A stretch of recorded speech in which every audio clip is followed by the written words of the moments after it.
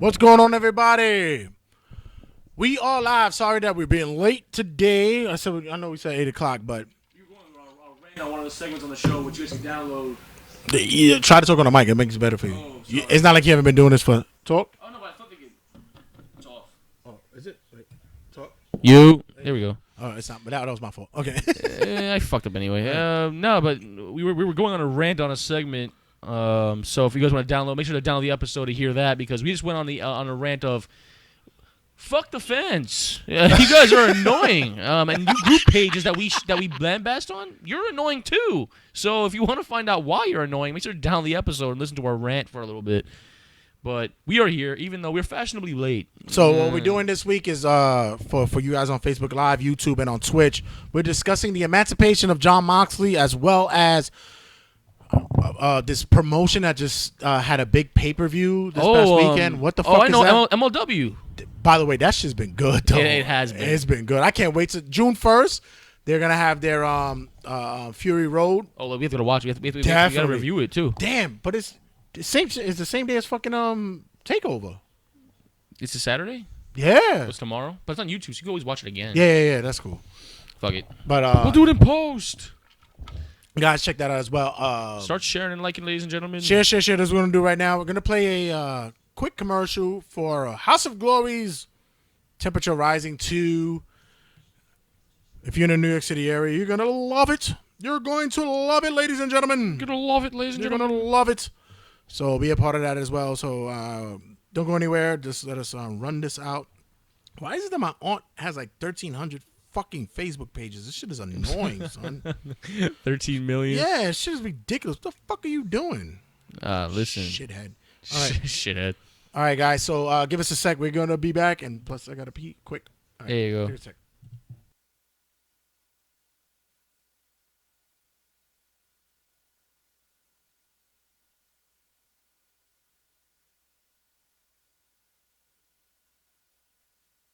Summer is coming, and that only means one thing. The heat just becomes unbearable and irritable. I myself, although I'm born in the summer, I cannot stand the heat. I cannot stand humidity. It just freaks me out, and I just sweat, and I'm just a disgusting mess. But there's one thing that I know that I do enjoy once summer comes around, and that's all the wrestling that can occur during said time. There'll be promotions up and down the country that'll be running all their themed gimmicks and all their heat-related shows like Heat Wave or Barometer Crashing or whatever the case may be. But there's nothing like what's going down in New York City. That's right, my friends. House of Glory presents Temperature Rising, Saturday, June 8th, New York City Arena, 9112 144th Place in Queens, New York. House of Glory presents Temperature Rising 2. Why would you want to go anywhere else? Saturday, June 8th. We have stock card. You have the Lucha Bros squaring off against the tag team champions of House of Glory, LAX. We also have House of Glory's Anthony Gangon going against the international superstar Kaz Hayashi. We have Ken Broadway versus Evander James. For the Crown Jewel HOG title match, we have Montekia versus Matt Travis.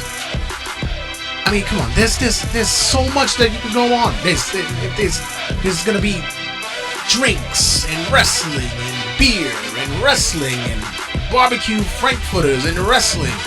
Did I mention wrestling? Of course it is. It's starting off the summer. Barbecues, wrestling, it's all tied into one. So don't miss it at House of Glory's Temperature Rising 2. Live from New York City Arena in Queens, New York. Meet and greet will be at 6 p.m. The main card bell will be at 7. Tickets still available at hogwrestling.net. That's at hogwrestling.net. You're going to miss out if you do not, I repeat, do not go to HOG's House of Glory's Temperature Rising 2.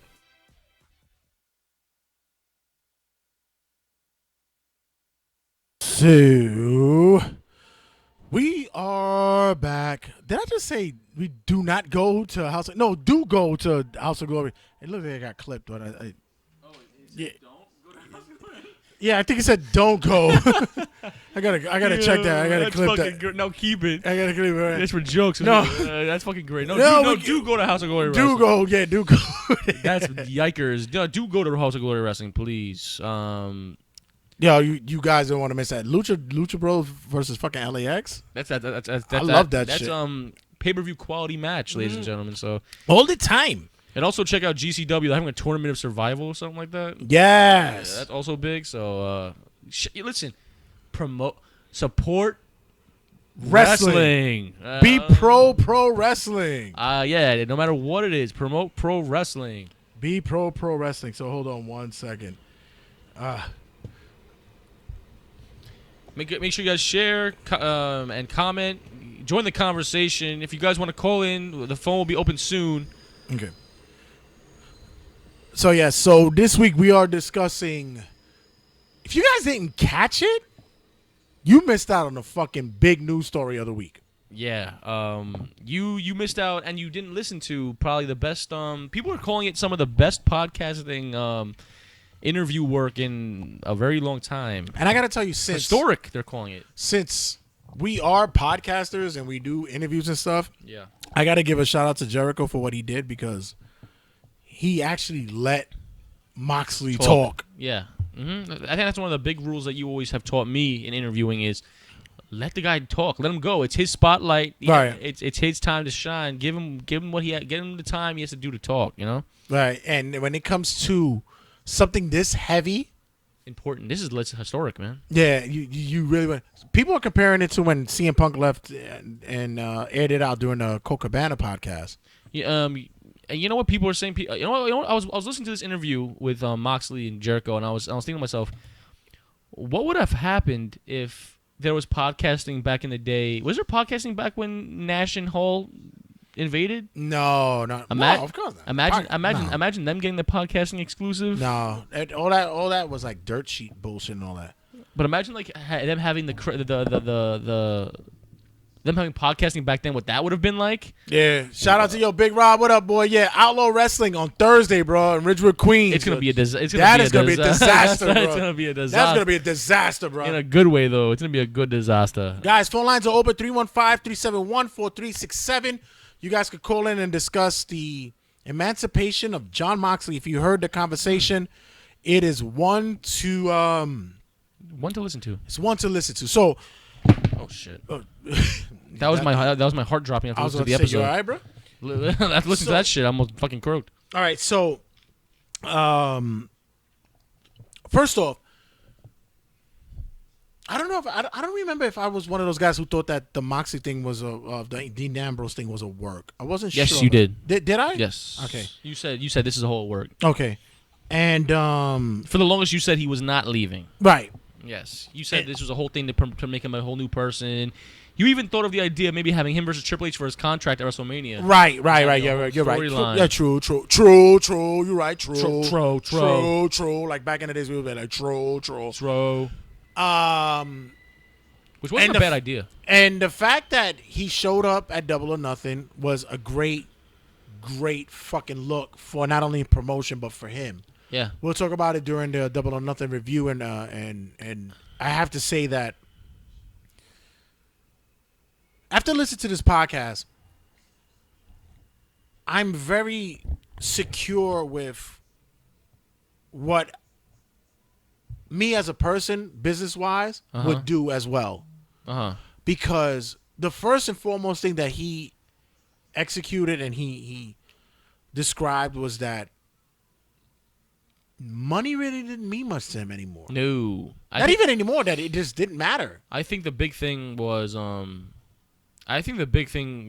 for me was the realization that passion is more richer than money sometimes. Like passion is number one especially when it comes to Moxley or it could be anyone. When it comes to our profession, podcasting, like sometimes the money isn't the end goal, bro. Maybe those millions, the dollars doesn't matter because Moxley said in the interview he didn't even look at the check that WWE gave him, the offer. He just got no, I don't want it. Like he didn't even look at the numbers. He said, yeah. What more I got to do? My house is paid for. Yeah. My cars are paid for. My mother's house is paid for. What am I gonna go buy a Maserati? Yeah, he was like, I'm not like that. I'm good. I don't spend money like that. He goes, I don't need money. And it's funny because I find myself to be the same way. It's like you enjoy the small things. Yeah, like it'd be good to pay off everything I gotta pay off, and But then this is enough for me. You know. Yeah, it's good. That's really important to go with. I think it was very important to just hear the passion and how hype he was to fucking get this shit started, man. All the ideas you could even imagine going through his mind about his character. He was so enthusiastic and passionate about the company about wrestling. The money's just whatever. Like the money's, and Jericho said that went for him as well. He said the WWE offered him a big check, and he said, "Nah, I'm good," just because them being held back that badly really took a toll on them. Even so badly that Moxley said that if he was giving Brock Lesnar money, he would have declined it. What about that? Did that hit you? Like he said, "Yo, if they gave me Brock numbers, I wouldn't even take it." He goes, "I don't want it because I don't care what number was on that check. I was not taking it." Yeah, I think that's what it is. It's almost the thought process of I'm selling my soul for not being able to be me or being creative, having your own ideas being spotlighted. Yeah, and I can only imagine that they sat there and promised him all this idea that he could be free to be who he is and his character. Because if you guys didn't know about, I'm not gonna say I was a big follower of Moxley beforehand, but I knew of him and I knew of his. You were aware of him as a wrestler before he got into WWE. Before he got into FCW and all that stuff. CCW. When he was in CCW, when he was on. I'm gonna sound stupid for this. What was Luke Harper's name in the Indies? Brody Lee. Him versus Moxley versus Brody Lee. Some legendary stuff. Right. There's a lot of some good stuff. Which, by the way, Vince, you really fucking didn't know that this guy's from North fucking New York and he can't do a Southern accent. Yeah. That's how out of touch. We'll talk about that later. He's so ridiculous. Out of touch. So out of touch. Well, for the whole interview of the Moxley, what was it called? The Emancipation of Moxley. The Emancipation of Moxley. What was the main bullet point for you that said, you know what? Because I'm not gonna lie. In the beginning, before this interview was even released, you said this wasn't. You said that they shouldn't even be doing this. What do you mean? Oh, no. Your opinion. No. The reason why I said they shouldn't be doing it was because I said that with what he did at Double or Nothing, because it was like right after each other. Yes. Double or Nothing was Saturday. It had to be like a Monday or something like that. Yeah. And they were at his house and all this stuff. And they were. I wanted to still protect kayfabe for him a little bit. Maybe you could have said that this happened before he did Double or Nothing. No, in the beginning he goes, listen. He was like, he was like, Moxley kicked my ass at AEW Double or Nothing. He goes, this interview happened. He was like, he made a note in the beginning. I forgot what he said, but he did. No. He did say something in the terms of. When you hear you hear that they talked about like what happened after Double or Nothing. There was a post.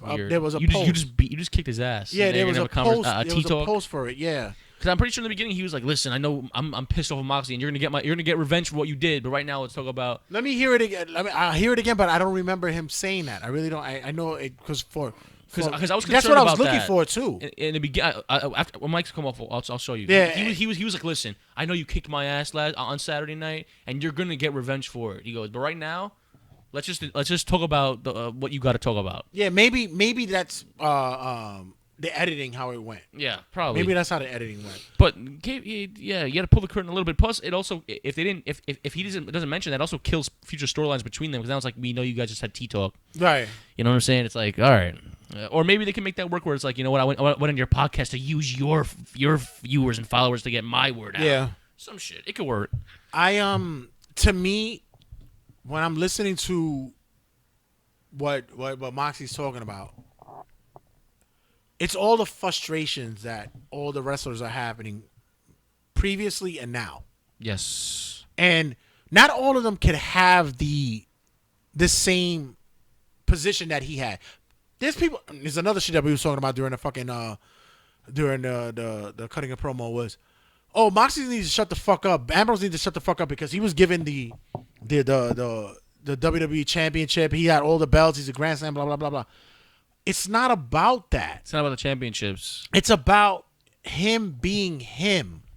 Creative freedom. Being some sort of freedom. Some sort of freedom. It's not going to sit there and say, I'm going to run wild and just beat the shit out of a fucking fan eating popcorn. It's not about that. It's about, I'm trying to help your product be better by letting me give you the ideas that can make me better to the masses. And if it doesn't work, then wrangle me. Yeah. It's fine. Wrangle me.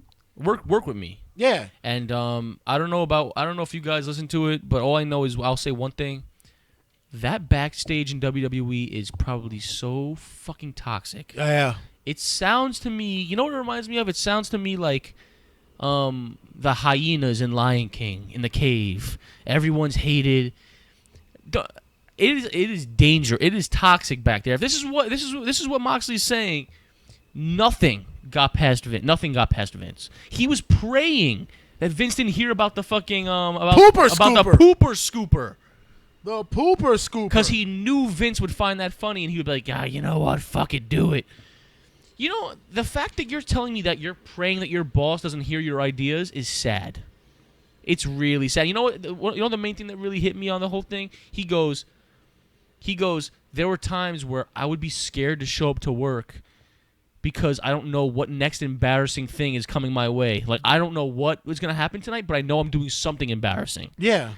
Something I'm doing is embarrassing here. It's either the shots or the fucking the gas mask, which I actually thought was pretty cool. He looked like Bane. I like the Bane look. I was. But still, they had the only reason why that worked is because Vince wanted him to have that thing that the doctor's mask, which he was like, I'm not wearing that shit. It just clearly shows and it clearly supports the idea that no idea. Not one is not made without Vince McMahon. Vince is the goalie. Vince against the goalie. Vince is the goalie. If it doesn't get past him, it ain't going in. It ain't going in, bro. It is not going in. And it goes to show that at the end of the day, whatever promises they give these guys or these women, whatever the case may be, whatever promises they give, bullshit. It goes out the window. Vince McMahon goes when Moxley said he was leaving. Vince goes, "All right, I just want to let you know." We'll write you off in your WrestleMania, but I'm not going to bury you off, I promise. Dean goes, you're making me lose to EC3 in 2 minutes. It really seems like you're doing that, and I'm not going to lie. He got buried off television. He got the greatest thing about that is that he wasn't even mad about it. No. But don't lie to me. Don't lie to me. Vince was like, listen, you're going to get the whole salute. We're not going to bury you. The next 4 weeks gets destroyed with tables, loses in 2 minutes. That's not what that is? No, the worst was when he goes, when he asked about, when he told him about, listen, I'm not happy, and this is not what I want to do with my gimmick. This is whatever it is. And then when it came to the part when he goes, I'm not signing a contract. I'm done. I'm out. I'm leaving. I'm off this. And then Vince asks him, and Vince tells him, he goes, I didn't know you weren't happy. He's like, I told you that. I went in the office and told you this. Yeah. This goes like how disconnected and out of touch Vince is. I feel like Vince reminds me of an old codger. Mr. Burns. Exactly. He's Mr. Burns. He's Mr. Burns. Well, hello, Dean Ambrose. En tu viejo. Well, hello, Dean. You fry. I never watched that episode. Did they have a song for Mr. Burns? Yeah, it's when remember when he gets shot? No, I haven't seen that yet. I'm still it's Mob Jones. What's all random? The episode when he gets shot, there's a salsa singer, Tito Sexy Salsa? No, I wish it was. And there's a salsa singer that sings a song to Mr. Burns. To Mr. Burns. It's fucking great. I love that song. I can see it now. He's like, well, hello, Dean Ambrose. You're not going to be like if Vince McMahon. Excellent. Yeah, excellent, Dean. John Moxley's already challenging for the IWGP United States Championship Heavyweight title at a New Japan event. Love it. Yeah, love it. Love it. But this is something that we predicted before. We said if he leaves, it's great. It's gonna be golden for him. He's gonna set. Be fucking awesome. He knows he just became the Scott Hall and Kevin Nash of today's era. He invaded. Not invaded, but he. That's maybe wrong. they made him the ultimate attraction that the WWE really dropped the ball on. Him, Luke Harper. Luke Harper would be a megastar in AEW. Yes. You know what I'm saying? Like, I want to know why, because they understand the creativity. They talk about it. They have a discussion room. Moxley said in the interview, it goes through 5 people, and they're like, people have creative people. Moxley said he texted creative people because creative has the roster's numbers, and they told no caller ID. Yeah, I'm not answering that shit. What is it called? They asked Moxley. They told Moxley the idea for creative for the week, and you know what Moxley goes? He goes, "This is terrible." Oh, we got a caller. Got a call. I hope it's not scam likely. And I hope it's not no caller ID. Turnbuckle Tabloid, who this? Impact Brody. Impact Brody, what's up, bro? What's up, Impact? What up? What up? I'm a little late for the party. I got out of work a little bit late. You just in the house not too long ago. Nah, you're not late. It's we're actually late. We were running late. We had a during the episode. If you guys make sure you download, share it, and stream the episode this week. We had a big rant about wrestling fans and how they're really fucking up the love of wrestling. Yeah, I hate them. But as for the the podcast, did you get to listen to it? I was listening to it right before I called. Y'all was speaking about the whole John Moxley situation, how Vince McMahon seems to act like he didn't know that John Moxley was unhappy. Mm-hmm. Can you imagine? Yeah. You're working at your job, and you have. I can understand that you like where I work. I have super fucking admins or supervisors or presidents in my building, and they wouldn't know who the fuck my unhappiness, but you have a boss that you're supposed to have direct contact with, and you have access to, and all of a sudden, I didn't know you were unhappy. You took my gimmick and my character to shit. I've stressed to you every single week on Raw, I do not like what we're doing with my character. Can we change it? And he goes, I had no idea. Because he wants to turn it on you and make it seem like he's not the bad guy that you are for not telling him. When it's like, I clearly did. Impact. You got to give me some opinion on this one, brother. That's a Vince McMahon thing. I mean, that's been going on for ages. How many people have left the company because of creative differences, or they just didn't like the direction creatively? I totally believe that he is out of tune and plays the role as if everyone's happy in his company. Of course, you want to always make it seem that way, but it's just craziness because it's just happening continuously. It's repeated with different people. With Brody Lee, I'm not calling him by the other name. John Moxley, got you. And others. The Jedi mind trick. The Jedi mind trick they're saying with Vince. That shit is ridiculous. Supposedly he just did the Jedi mind trick on Sasha, and they'll supposedly she'll be back by SummerSlam. But go ahead, Impact. Sorry I cut you off. Keep going. That was basically, and that's crazy that Sasha's coming back. That's new news to me. I've been at work all day, so if that came out today, I missed it thus far. Yeah, I think it just came out like not even an hour ago. So. Okay, yeah, that's no doubt.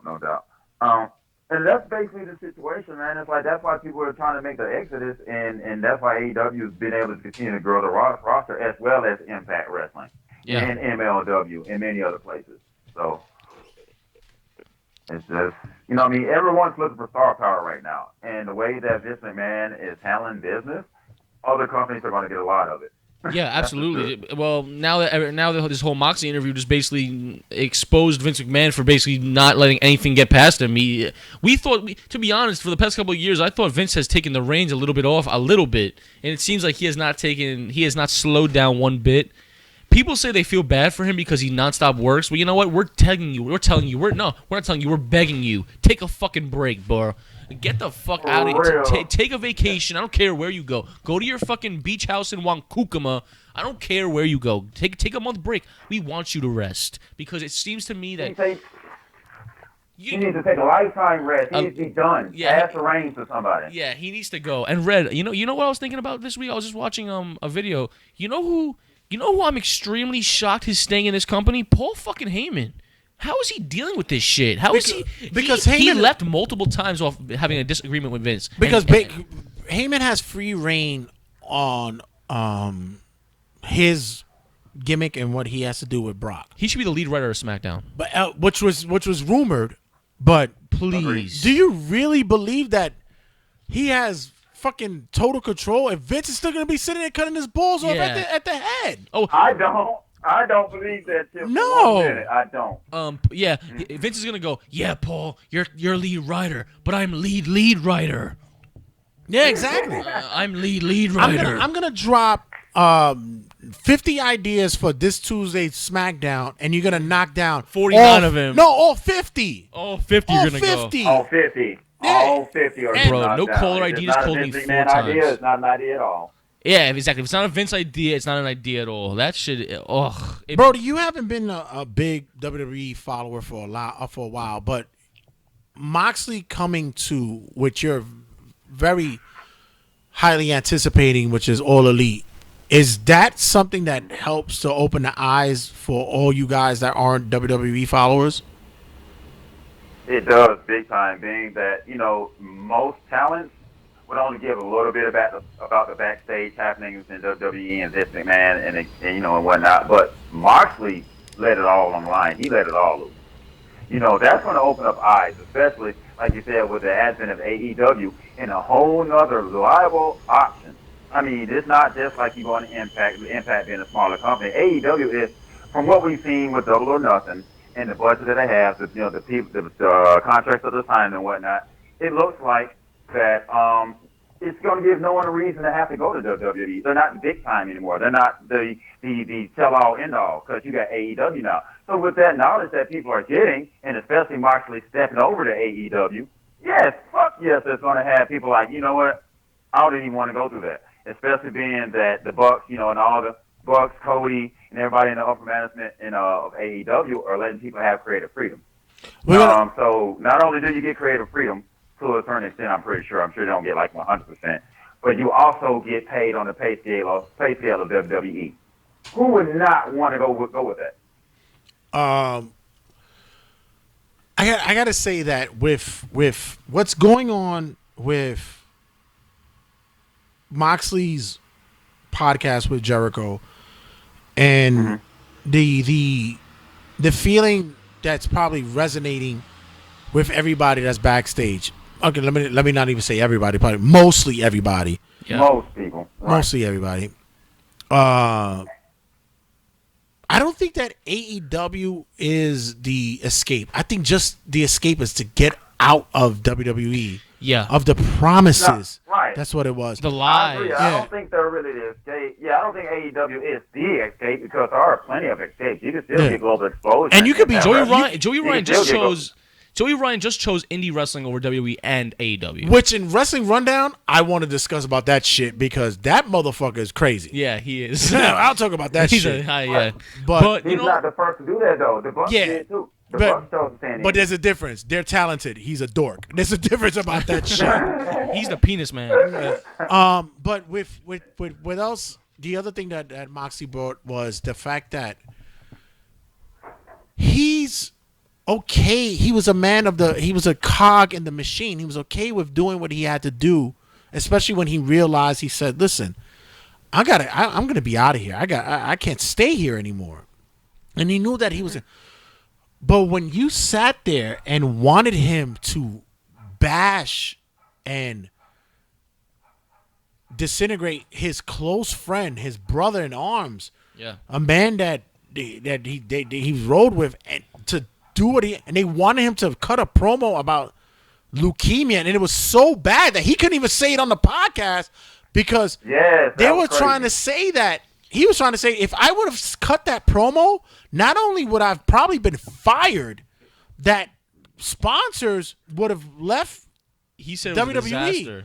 And they wouldn't have taken heat for it. I really want to find out what it is. I really want to know what they said. I really want to know what it is. Because the one promo that he said that he danced around, and we had the promo before, was that he made the mention of Roman has to pay for the sins of what he's done. And Drew McIntyre also said something like that. Yeah, but it was just like a little dancing. He's the only person that answers to is God now. Yeah, that one. And Drew McIntyre said, he was like, if you thought cancer was hard, imagine me. Which is fine. Because he already fucking And also because, like, listen, it's a good heel heat. I could only imagine that they made him say that they wanted him to say something. I hope you die, like some shit like that. I hope you go out of remission or something. I'm not saying that. I'm saying that. I think No, but I'm saying that's. I'm hoping saying. that's what it was that he was gonna say. Like, yo, I hope you die, so I don't have to beat the shit out of you or something like that. Something like that was probably said. Yeah. You know? Right. But when you do something like that, that is not just only desperate. That is, that is sad. and Moxley just stressed the entire interview that, like, the shit that they wanted me to do is something out of a circus, and I am not here to do circus acts. I'm here to wrestle. Brody, when you've known of Moxley before WWE, right? Yeah. He's actually done, CZW. He was mainly a deathmatch guy. Right. He did a dark match in TNA when it was still TNA. Right. Yeah, I know. He and Sammy Callahan were tag team partners for the longest. Yeah. I remember when he got into FCW before FCW turned into NXT, and NXT, right. I was excited because I was like, oh shit, he's about to light it up. Yeah. And even William Regal and Mick Foley, they were really pushing him because they needed that kind of personality there, and they really wanted him up. As soon as they did the call up, and I swear to you, I said, he's fucked up. He's done. He's fucked. Agreed. Yeah, I knew it. I said, I knew it. And I liked him. And I remember my daughter's mother at the time when we were together. And that's why I knew that the barometer was, because she didn't know about him. Right. And she's like, oh man, I like this dude. And she fucking bought his fucking merch and all that shit. And I was like, yeah, this is the. But I said, he's dead in the water, because there's no way they're gonna let him cut the promos that he want. His whole moveset went to shit. You know went bad. When people say one of these things don't go with the other. You saw Seth. You said that's Vince's. That's Triple H's product. Yeah. You see Roman Reigns. That's Vince. No, you see Seth Rollins. That's Triple H's product. You see Roman Reigns. That's Vince McMahon's product. You see Dean Ambrose. You see a man who to us could be our person. Like, and it could actually work, but. You know that Roman was on Vince's team, Seth was on Triple H's, and Dean was just left with nothing. Just Dean. They gave him the Lunatic Fringe thing, which made sense at first, but then once you realized it wasn't Lunatic Fringe, it was more Bipolar Fringe.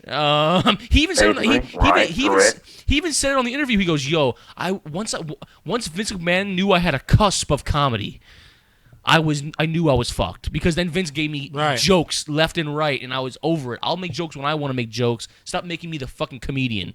Brody, I never asked. Were you ever a fan of the WWE product? Oh yeah, I was a big WWF fan. Big. When in the Monday Night Wars, I was on the WWF side. The Attitude Era was. And when did it stop for you? Soon after they bought WCW, because after the invasion could have been like the biggest storyline in wrestling history. It should have been, it fucking should have been. But he screwed it up bad. All he did was bury all the ECW guys and bury all the WCW guys, and it just went bad. So around that time when he started, PG era really did it for me. I would have to definitely say when the PG era rush came in. Yep. I have to say that you might have missed out on a lot of good points with that, but I also have to say that there's also a moment, because you miss out great things with Edge. You miss out a lot of things. Like even Cena, bruh. You had the Eddie Guerrero moments. Cena's done it for me, sir. I'm sorry. I got too much Cena was pushed down our throat. Yeah, I get what you're saying, but there's also some really good points with Cena as well. Great moments. And you know what? John Cena versus Edge was possibly one of the greatest feuds I've ever seen. And I think that we might have to do a cutting a promo dedicated to Cena as well, because although like people might not, a lot of people don't give a fuck about him, but he was the Hulk Hogan for a long time. He was a Hulk Hogan for him as well, and he was in a lot of. Yes, he was. He was in a lot of feuds and such. Ray Ramundo, what up, boy? He was in a lot of storylines and angles that help to promote and boost a lot of guys in it, especially with Edge and stuff like that. And you missed out with the Eddie Guerreros and even Brock when it's dangerous Brock. I didn't completely stop watching during that time. When I completely stopped, I haven't really completely.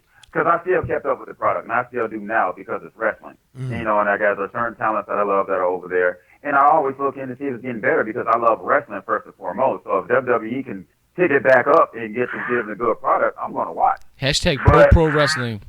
Yeah, that shirt is coming out real soon. That'll be a shirt. You Yeah, guys can get definitely. that Hashtag get that T Public. We're gonna get that shirt up real soon. Matter of fact, I should Hashtag pro wrestling. I also have to say that now. Damn, who's hitting you up like that, boy? Was that a duck? What's that? Tower the Duck. You getting hit up a lot over there. I do have to say that with the way that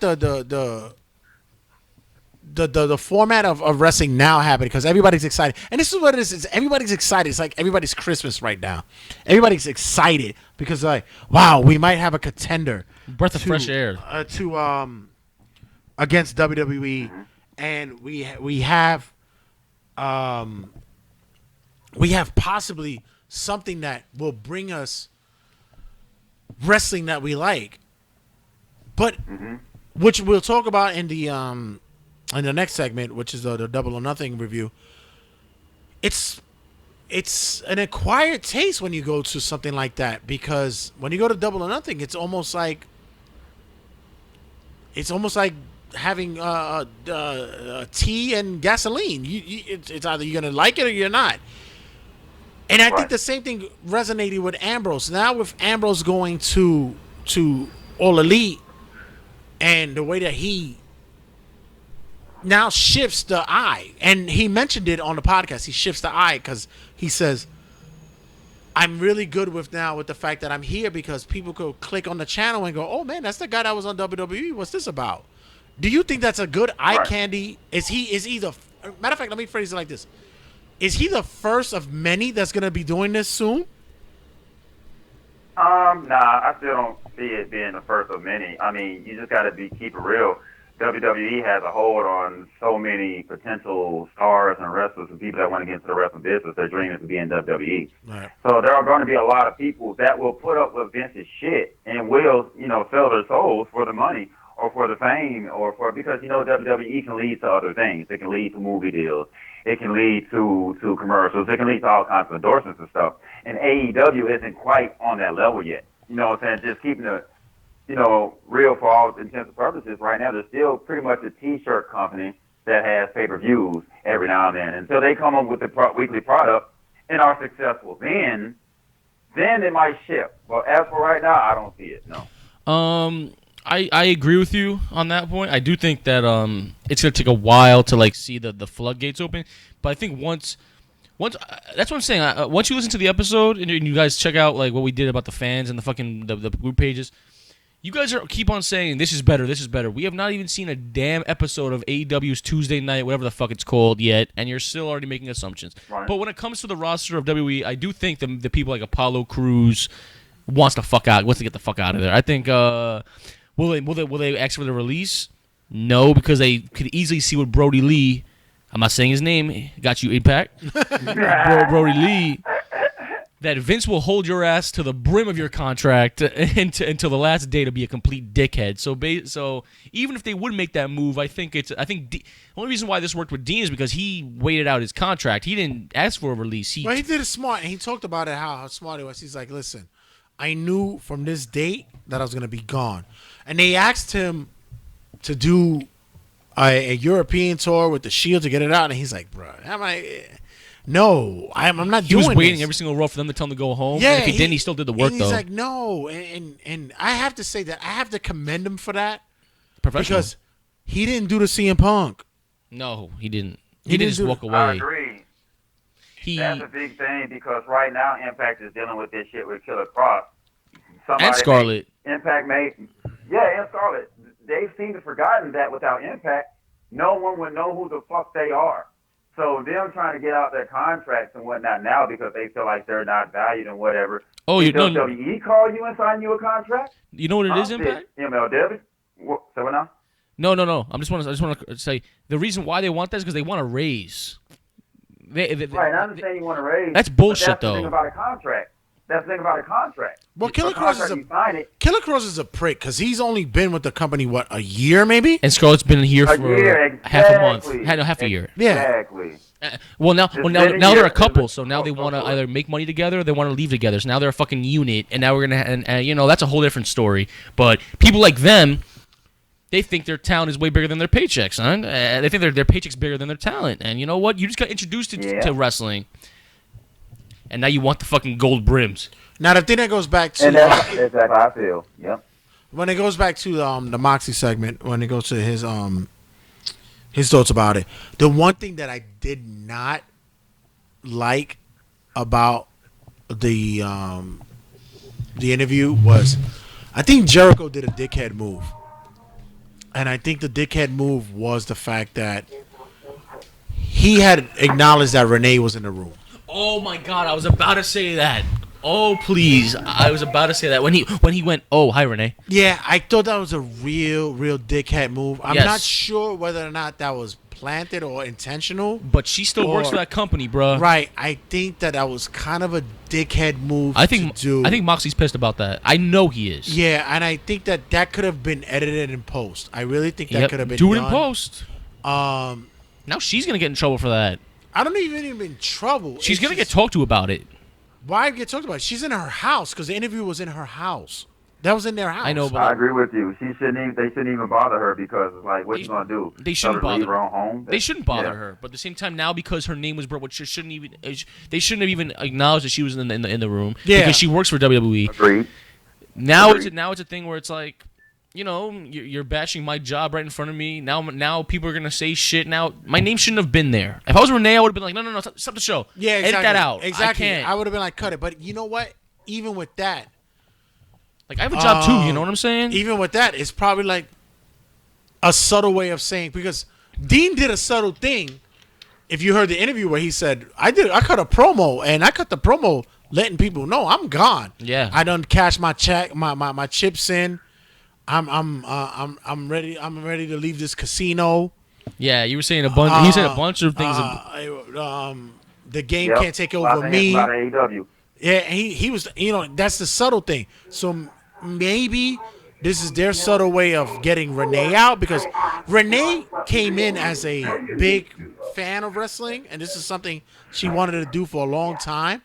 But she's probably sitting there going, Jesus, I'm fucking doing commentary, and I got somebody in my fucking ear the whole time, and I can't be a fucking commentator because somebody's in my ear. Yeah. So this is probably a way of them saying, God save me, get me the fuck out of here. Maybe it could be. Well, yeah. I wasn't a fan. I agree with you. But I do say that it was fucked up that it was done that way, unless it was done intentionally, because, you know, Dean did intentional shit as well. He said, you know, even with his video promo, he put the 2-5 on the dices and to say, like, dice to say, yo, I'm out. And he spent $8,000 of his own money on that one, by the way. Yeah. Which when you're passionate about something, there's no limit on what you want to do, bro. And money's not an option. Money's not a problem. I mean, I'm reading something right now that we're gonna do wrestling rundown. I'm sorry, right. I was doing it. You're gonna love it. Okay. You're gonna love it. Brody, don't go anywhere. I'm gonna put you on mute for a sec because we're gonna talk about a Double or Nothing. You did watch Double or Nothing, right? Of course. I have to check because sometimes some of these motherfuckers I got on the phone ain't prepared. So right. No, but I'm gonna put you on mute because we have to do we're gonna cut away and do a commercial for House of Glory again. And all right. I have to say, in my opinion, and I'll do a quick round of this. Your thoughts quickly, Brody, about the Moxley interview with Jericho. I mean, I liked it. It was someone needed to do it. Someone needed to just come out of there, expose them, and not be afraid to. It's very obvious that Moxley's never going back to WWE after that interview. You think so? I think we can all say that. You think so? I think once the old codger is out, I think that probably Triple H will be like, brother, I would have done the same thing. I really do. Triple H is like, I get it. I think Triple H is saying, I get it. I get it. I understand what you're saying, man. I think it needed to be said. Triple H gets it. What happened? I'm sure Triple H gets it. That don't mean that it's going to make a difference because, the big coon is Vince McMahon. Yeah. Until he goes to pasture, this shit ain't changing. It's funny because a couple of years, like about 2 years ago, I'm doing a song parody about let Shane take over the company, and it's like, well, that was Sexy Salsa. Yes, Sexy Salsa did it. But then now it's like Sexy Salsa is doing Triple H, please, Paul, take over the company. Now, and Shane's even pissing me off now. If anyone knows that a McMahon should be on the screen, it should be him, and he fucking is still doing Oski, what's your thought about the podcast? It needed to be said. It has opened the floodgates. I'm assuming this will be. I agree with Impact Brody where I don't think everyone's gonna be opening their mouths and saying shit because they do have a job, they do have a paycheck coming in, they do need to make a living. But I do think that this will not be the last time we hear something. I think it needed to be said because all it's been before this interview has been rumors, speculation, and maybes. And hearing it from the horse's mouth, is that the term? Yes. Hearing it from the horse's mouth himself. Well, the horse's mouth would have been Vince. Okay, so what would you say? Like hearing it from a person who worked in the company. I'm not even gonna make a fucking catchphrase. Fuck that shit. You can't do it. Yeah, exactly. Fuck it. Botchamania. But you know what I'm saying? Like to hear from Dean, Moxley, whatever, who was WWE champion, was a big superstar, a big face in the company. It turns a lot of heads and it makes you realize, you know what? All these rumors and speculation, it made a man leave the company out of torture and hatred about what was going on back there. And you could only imagine what the locker room is looking like. I feel like video games are being played with up, down, down, and no one is saying shit. It is quiet. Couples are staying in their separate rooms. You know what it reminds me of? A fucking a summer camp, a sleepaway camp where you know no one. It's quiet. It's nobody's awkward, watching them. And no one's watching them. Like it's just, I think Moxley just gave us the confirmation that Vince McMahon's here to stay, bro. And hopefully it branches out to all the indie wrestlers out there to go, you know what, maybe WWE isn't the promised land that I really want to go to. So it was definitely informative and definitely much needed. All right, Brody. Gonna have to. Can I say one more thing about Sure. this? Yeah, sure. This is what I feel. I think just like Matt said, it needs to be done. But this is what I say to AEW fans. Y'all are making John Moxley a bigger star than what he really is. No, you're making AEW a bigger promotion than it is. You're making AEW a bigger promotion than it is. Right, that's what exactly. They're making AEW a bigger promotion than what it is, and they're making it seem like John Moxley is like the biggest star in the world simply because he left WWE to come to AEW. No. So because when you think about it, really, what stars?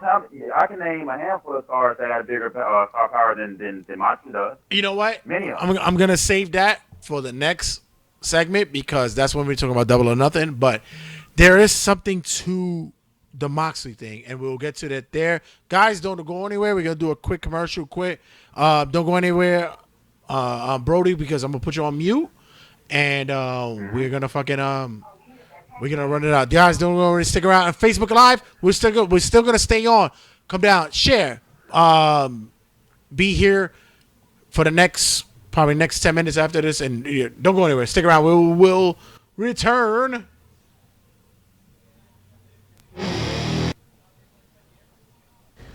This is Jim Russell from Choked Out Radio, and you're listening to Turnbuckle Tabloid.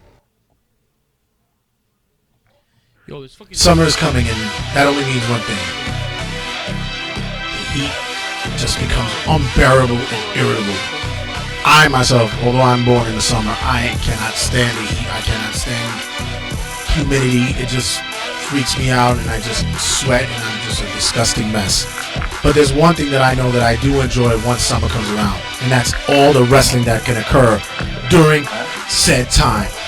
There'll be promotions up and down the country that'll be running all their theme gimmicks and all their heat-related shows like Heat Wave or Barometer Crashing or whatever the case may be. But there's nothing like what's going down in New York City. That's right, my friends. House of Glory presents Temperature Rising, Saturday, June 8th, New York City Arena, 9112 144th Place in Queens, New York. House of Glory presents Temperature Rising 2. It's gonna be. Why would you want to go anywhere else? Saturday, June 8th, we have stock card. You have the Lucha Bros squaring off against the tag team champions of House of Glory, LAX. We also have House of Glory's Anthony Gangon going against the international superstar Kaz Hayashi. We have Ken Broadway versus Evander James. For the Crown Jewel HOG title match, we have Montekia versus Matt Travis. I mean, come on, there's so much that you can go on. There's gonna be drinks and wrestling and beer and wrestling and barbecue frankfurters and wrestling. Did I mention wrestling? Of course it is. It's starting off the summer. Barbecues, wrestling, it's all tied into one. So don't miss it at House of Glory's Temperature Rising 2. Live from New York City Arena in Queens, New York. Meet and greet will be at 6 p.m. The main card bell will be at 7. Tickets still available at hogwrestling.net. That's at hogwrestling.net. You're going to miss out if you do not, I repeat, do not go to HOG's House of Glory's Temperature Rising 2.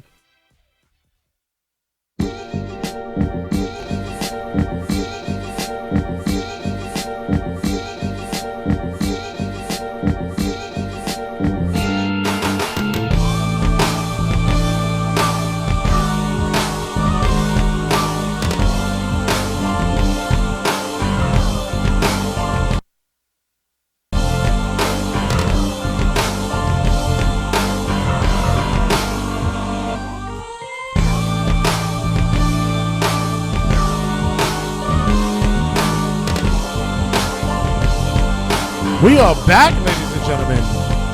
Quick. Yeah, wasn't it?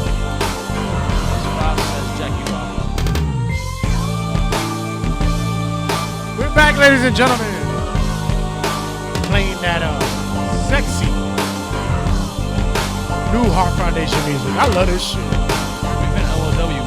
Yeah, MLW. I gotta ask Impact Brody to the thing. Hey, Are you a fan of that, Impact I'm not Brody? hearing y'all too well. Huh? Hold on, guys. I'm not hearing y'all too well. Hold on. Brody. I'm here now. Yeah, I can hear you. Yeah. Are you a fan of MLW, Major League Wrestling?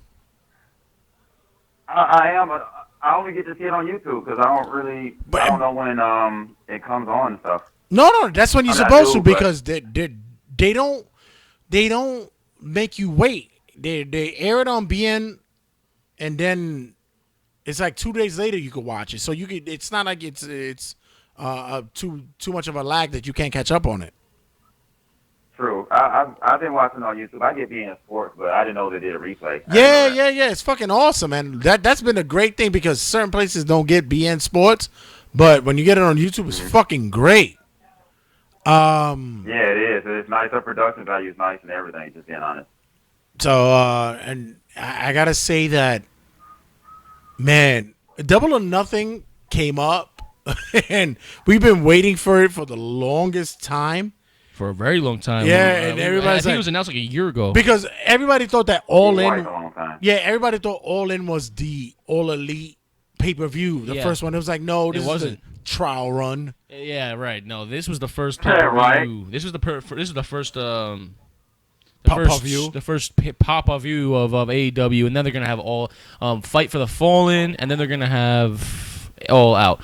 But Double or Nothing was the first crisp, the cusp that we're gonna see of AEW's talent, possible matchups, and just the vibe of it. So that's I guess this is the beginning of what we watched in wrestling this week, right? Yeah. All right. Yeah. So Impact. You ready to do this with us, brother? Let's do it. All right, so, wow. Well, in the beginning of on the episode, we played Jim Cornette's thoughts about the Battle Royal. The Casino Battle Royal. Okay. In the buy-in, which, by the way, I want to first off by starting the buy-in was perfect. Having it on YouTube and having it on Facebook and Instagram and Twitter was amazing because it's the first time. It's the first time that they're doing a show, and the fact you gave away a few things for free, even though it was clusterfuck, which I think it should have been switched. I think the buy-in was a good idea. What do you thought about that, Red? You think having a free 2 matches pre-show to make you want to buy the pay-per-view thing? I want to hear you guys' thoughts about it first. So let you and Brody go at it first. All right. Well, I think it's great. I think just because the company's so new, and it's fresh and it hasn't really been seen before. You gotta give people people a little sneak peek to reel in. Granted, I don't think the casino battle royal was the match to be put on the buy-in because it was a bunch of random bullshit. Honestly, it was funny, but it was bullshit. It is what it is. It was bullshit, and we'll talk about it in a minute. But it was just bullshit. It was a joke. So for me, I would have put like the SoCal Uncensored match or something more important on the buy-in. But I think the idea of the buy-in is definitely great. What do you think? The idea of the buy-in, I completely agree, is definitely great.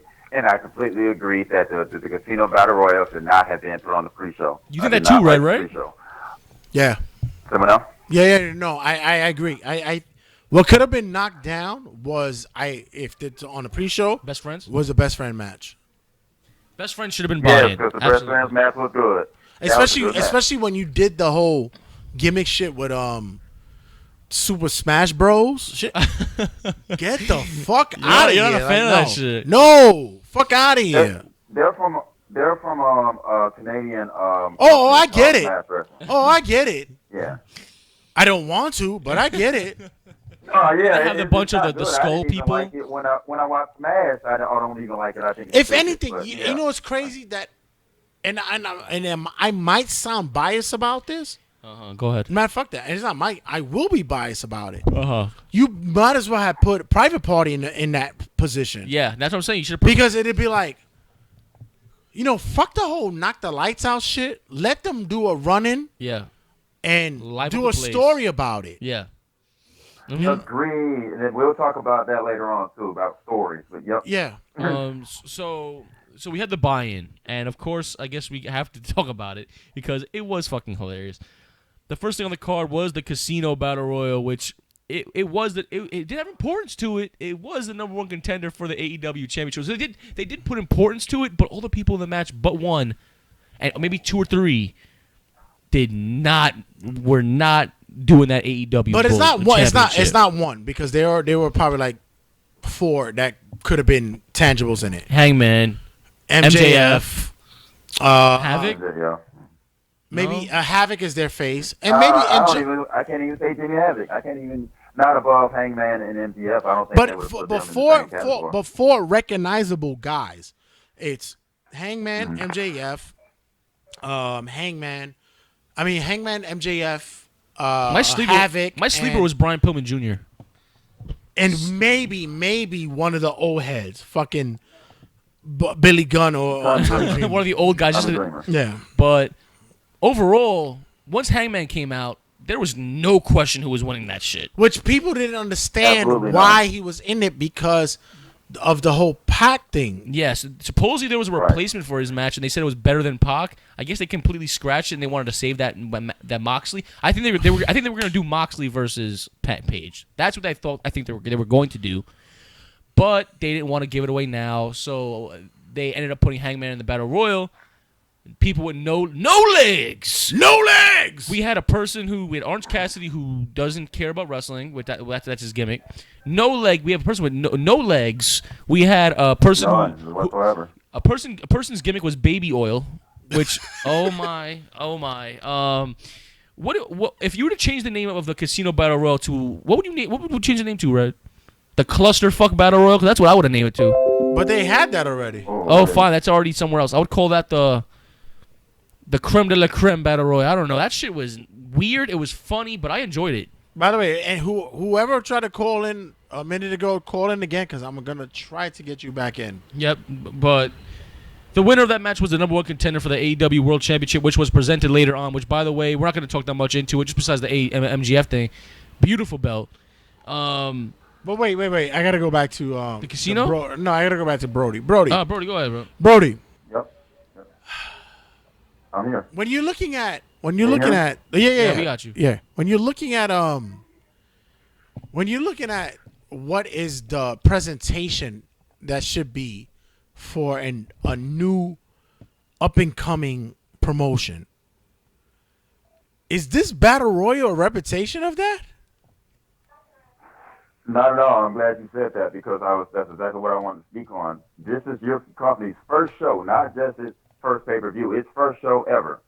And you started off with the most gimmicky Battle Royal I've probably ever seen in my life. Right. That's So it's true. like, why would you do that, especially on all of social media and everything that's been put out there by AEW? It's like this is an alternative to the bullshit you've been watching already, and then you present us with the bullshit we've been watching already. Right.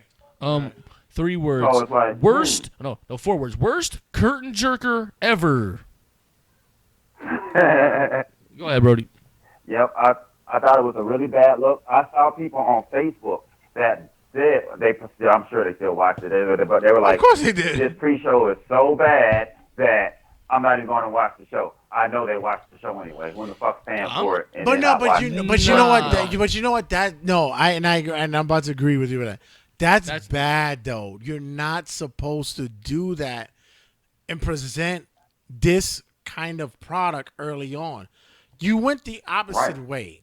Yeah. You went the opposite way where you're supposed to draw in like it's I agree with the what's his name I will say something right now. I'm gonna tell you the Kip Sabian versus Sammy Guevara match was a good match. A very good match. Yeah. And I think, and I will give that match the highest praise because they put 2 wrestlers out there that really no one really knew about. This guy Sam, which people did, but not in the limelight like other people. And they killed it. This kid, what's his kid name? Sammy Guevara. Yeah. He's a star. Yeah. He's a star. And so is Kip Sabian. That match was perfect for the buy-in. Battle Royal?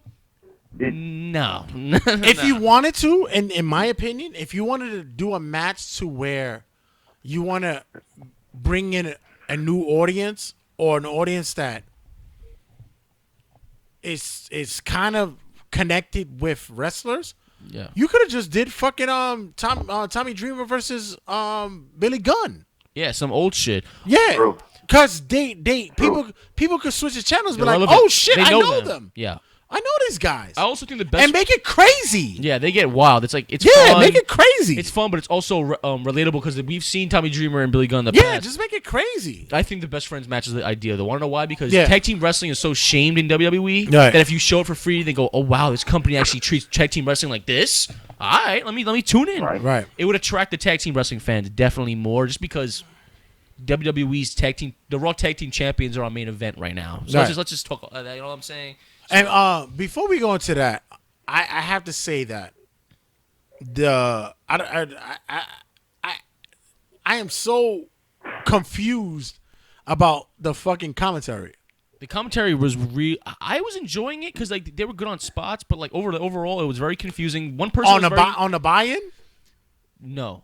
I'm talking about on the buy-in because No, it was very confusing. No, you gotta separate it because on the buy-in, these 2 motherfuckers that was in there they sound lost. Nervous, lost.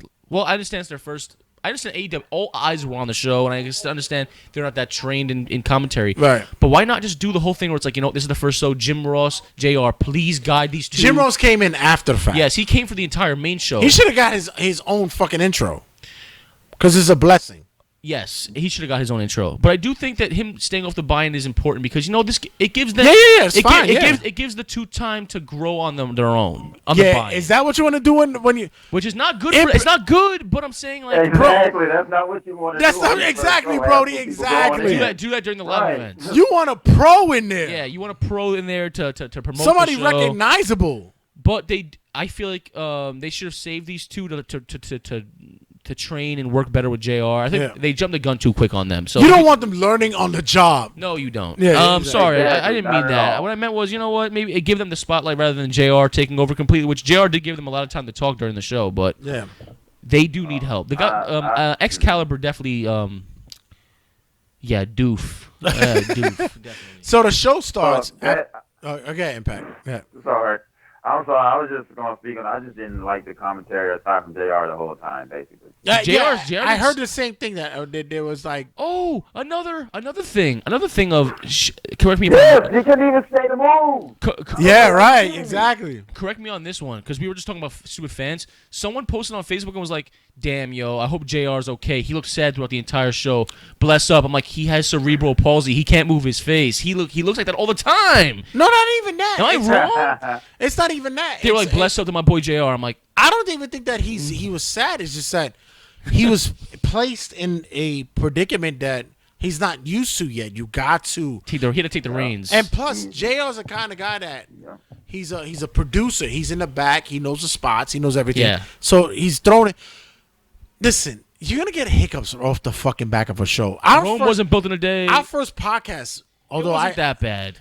it's because I had experience before. But your first regular season sportscast episode was shit. Was shit. When I did TRS, it was shit. Yeah, the first episode was. And if you not guys good. find that shit, Get fuck popcorn. you. Get popcorn. Fuck you. It's bad. Fuck you. It's horrible. That's nice. Fuck you. But It's bad. now I sound like some fucking premier motherfucker out here. Right. But Jay, it goes back to what you were saying, Jay. With this oh, got a this call. event, your very first one, you supposed to have Hold your on. tip top motherfuckers in Hold there. on a second. Hold on.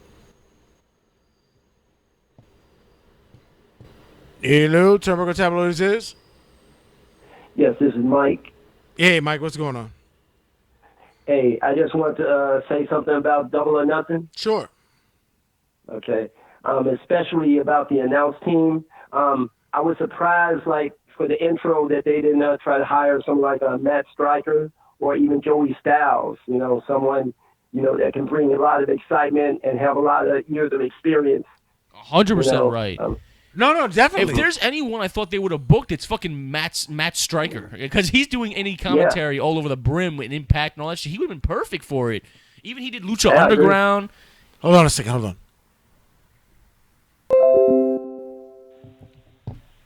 Impact, that's you? That's me. Okay. Sorry about that. Mike, what were you saying? Yeah, I was just agreeing, like Matt Stryker would have been perfect for the introduction. And frankly, Joey Styles, he brings a lot of energy and excitement. And, this is, since it's a new product, a new brand, I think he could have, been a good intro announcer too. But yeah, Matt Stryker would have been my first pick. Also... No, I'll let you go into it in a minute. The reason why that they had these two guys was because apparently they were Tony Khan and the Young Bucks and Cody's friend. Excalibur is a guy who's known in the indies from PWG. He's part of that whole indie scene, and they know him with the fucking mask and all that shit.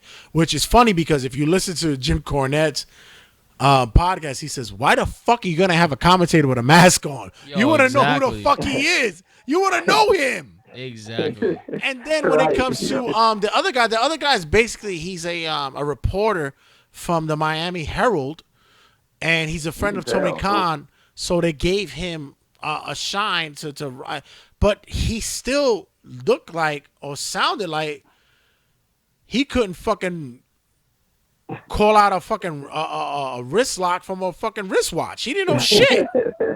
Exactly. He sounded like a reporter, just like you said. Yeah, exactly. It was like put it in. Yeah. Mike, your thoughts about early on about the buy-in, about the battle royal. Yeah, I actually wanted to talk about that because I heard you guys talking. I you agree black? with all you all. You black? I agree with all you all. Are you black? Yo, Mike, you black? Yeah. You black? Yeah, I am. Listen, I love my hood motherfuckers. Yo, where you from? Yeah, I'm from Chicago. Oh Southside. shit! I'm from Chi-Town, boy. Chi-Town, boy. Are you you going all out? But I agree that shouldn't have been, No, fuck that. I'll give you a second. No, fuck that. I'll back this because I'm interested in you right now. Hold on a second. Hold on. Fuck that with nothing Fuck right now. that I with want to know Mike. Do you follow Turnbuckle Tabloid? Yeah, I just started checking it out. You better, motherfucker. You better get on the like page, the group page, whatever the fuck it is. You better get up on it. Yeah. Because You're right. I hear black from a distance. That shit is like my shit. I always tell people, although I'm Puerto Rican, I've been black since The '89. Black Dar. I have Black Great. Dog. I also have Gaydar too. Black Dar, Gaydar. I keep it pumping. Mark Dar. And Yo. unless we talk to CM Punk, it's tough to hear a black motherfucker from Chi-Town. Chirac boy. It's Mike, some real Mike, shit. you going to All Out? Well, no, fuck this. Are you a Michael Jordan fan or you a wrestling fan? What the fuck are you doing? Oh man, I'm all in. All right, with boy. everything. Yeah, but All Out is coming your way. But, So go ahead. I'm gonna let you rock. Okay, I have an interesting perspective with the Battle Royal because I saw it with somebody who's like a fringe wrestling fan. Like he used to be all in, into it when it was WCW days, But now he's become like a WWE fan and barely watches it. He saw the Battle Royal and he was excited about it. He was like, oh, I'm check this out instead of WWE because he's so tired of WWE. Right. But to me, I agree. I mean, it wasn't much. It was relatively entertaining, but it wouldn't rope a veteran wrestling fan in. But I thought it was an okay introduction because it showed a lot of their characters, and it was kind of exciting, but it wasn't nothing major. But he liked it a lot. He said so much that he's going to follow AEW from now on. And I know this was his first exposure to it because I'm the one who pushed him to check it out. But Brody was saying the same thing. It's not about you don't want to hate a promotion. You want to give something a chance, whatever. But once it's gone, it's gone. It's like you don't you really want to be a wrestling fan. Just enjoy wrestling. And it's like recently we went to an ICW show out here in New York, and I brought my cousin out here, and he went and he wasn't a big wrestling fan. He knew about wrestling when we was growing up and shit like that. And he hasn't been in touch for a while, but he went because his son is a wrestling fan. And we went to an independent wrestling promotion, and he's like, "Yo, this shit crazy, son. Yo, I'm feeling this shit. This shit bananas, yo." And that's what you wanted to bring to an audience. It's not about bashing something. I'm a thing to where I'm a wrestling fan, but another thing is like, listen, if I eat a pizza and I enjoyed it, if I take a shit and shit comes out, I'm not gonna eat that too. It's like I get it. That's a good analogy, somewhat. I have a confession to make if you guys want to hear it. Yeah. Shit, okay. I have a confession for real. Now, y'all right on point. Y'all right on point. Your analysis of Double or Nothing so far. I really like what you two and Brody have to say. Y'all really on point. And I will be checking y'all out from now on. Oh, you should because we're ridiculous. Right now, I'm drinking wine out of a fucking Deadpool cup. That tells you a lot about the realm we do. Hey, Deadpool 1 way better than Deadpool 2. Ooh, that's the next episode, bro. That's a debate. And you know what? I know. Just saying. I agree with you. I agree with you actually. Brody, Brody, with a fellow black man, I gotta ask you, because we all in the same circle.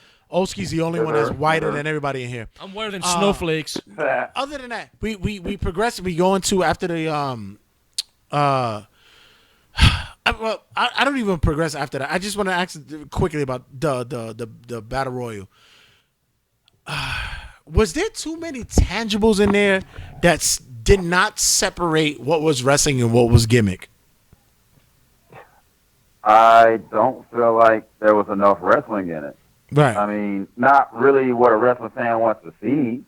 It was like, I feel like they were trying to get casual fans just as well. They kind of felt like they knew they already had the hardcore with all that, with all the anticipation.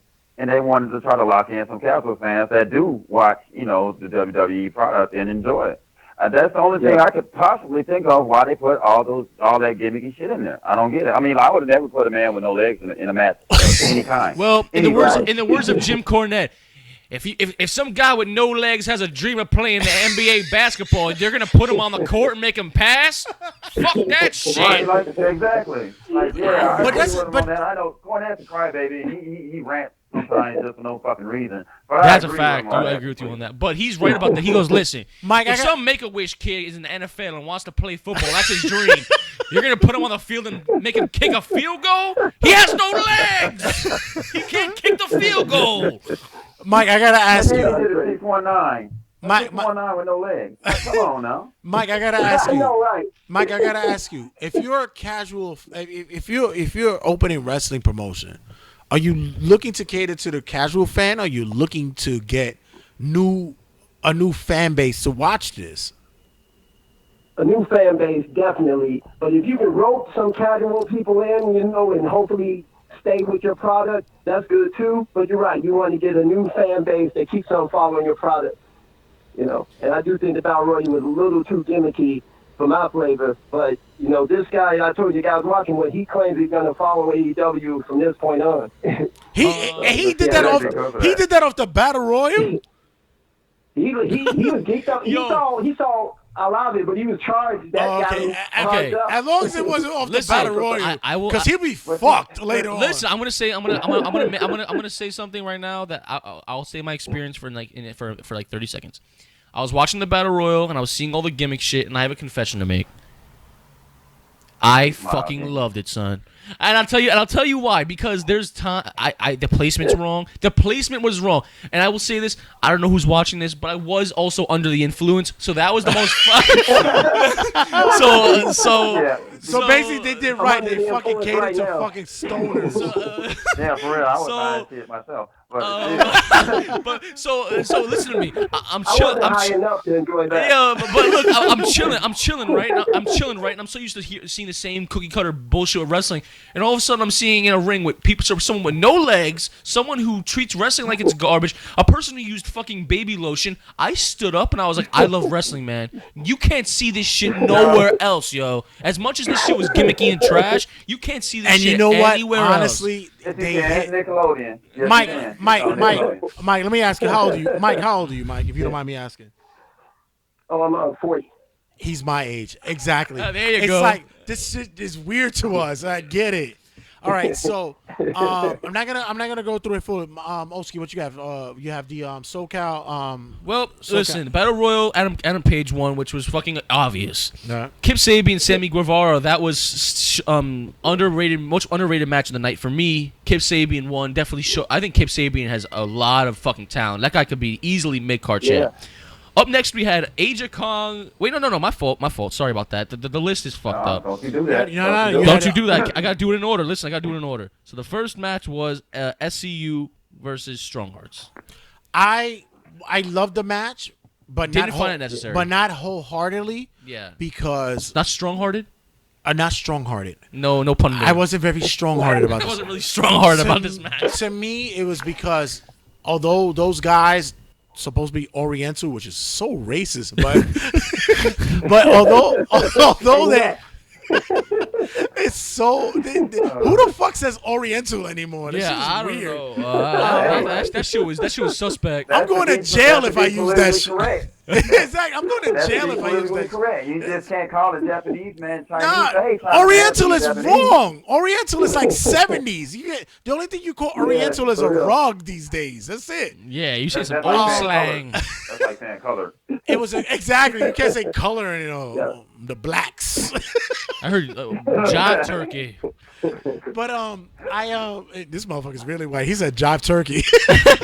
Listen, I heard from a movie. Semi-pro. He was watching the fucking Jefferson's episode this past week. He got into that. In Semi-pro, they called someone a jive turkey, but I thought it was a solid match. I didn't think that it was bigger than it was because I think the Strongheart took a lot for them to get into the match. It took a minute because of how professional SCU was, especially Scorpio Sky. They really couldn't catch up into it.